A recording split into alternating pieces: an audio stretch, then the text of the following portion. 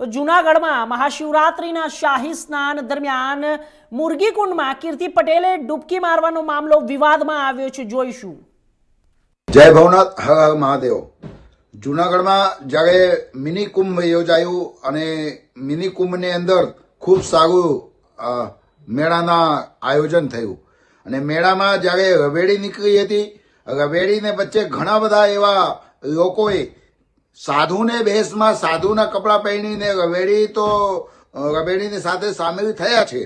પણ જ્યારે ભવનાથ દાદાને પટાંગણમાં આવીને બાજુમાં મગગી કુંડ છે, મગગી કુંડમાં જ્યારે આ સ્નાન કર્યા પછી જે મગગી કુંડને અપવિત્ર કરવા માટેના જે પ્રયાસ કર્યા છે એ લોકો માટે કંઈક ને કંઈક તંત્રને પાસેથી વિનંતી છે કે ઉપર એને ઉપર પગલાં લ્યો. તમે સાધુના કપડાં પહેરી લેવાથી કોઈ સાધુ નથી બની જતા, સાધુને સાથે બેસવાથી કોઈ સાધુ નથી બની જતા.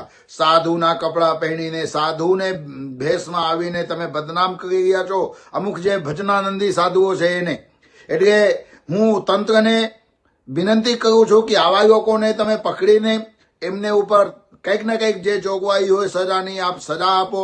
કારણ કે સાધુ ભેષમાં શૈતાન આવી જાય અને શૈતાન આવીને સાધુ ભેષને બદનામ કરે એવું ના ચાલે.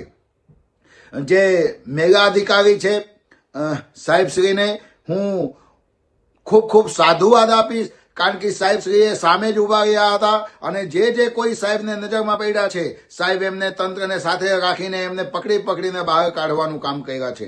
અને આ વખતના 2026ના મેળાને સફળ બનાવવા માટે જે અમારી ગુજરાત રાજ્યની સરકાર છે એમની ટીમ ખૂબ સારી વ્યવસ્થા અને ખૂબ સારી સહયોગ કર્યો છે અને તમામ સાધુ સંતોએ પણ તંત્રને ખૂબ સાથ સહકાર આપ્યા છે.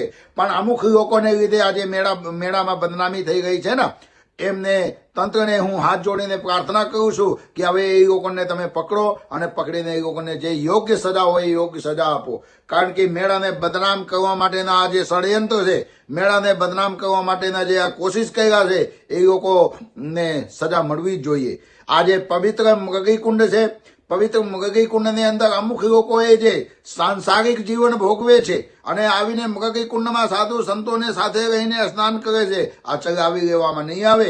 જે વરિષ્ઠ સંતો છે, વરિષ્ઠ સંતોની બેઠક બોલાવીને અને આવા લોકોને ઉપર કાર્યવાહી થવી જોઈએ અને કરવી જોઈએ. અને એની અંદર જે પણ કંઈ યોગ્ય પગલાં હોય કલેક્ટર શ્રીથી લઈને અન્ય ઘણા બધા અધિકારીઓને સાથે રાખીને આને ઉપર નિર્ણય લેવો જોઈએ. કારણ કે તાકી બીજી વખત આવી રીતના કોઈ હિંમત ન કરે. આ વારંવાર આવી રીતે સનાતન ધર્મને બદનામ કરવા માટે, સનાતન ધર્મને લાંછન લગાડવા માટે ના જે અમુક આવારા તત્વોના લોકોને સાથે પ્રયાસ થાય. દેવભૂમિ દ્વારા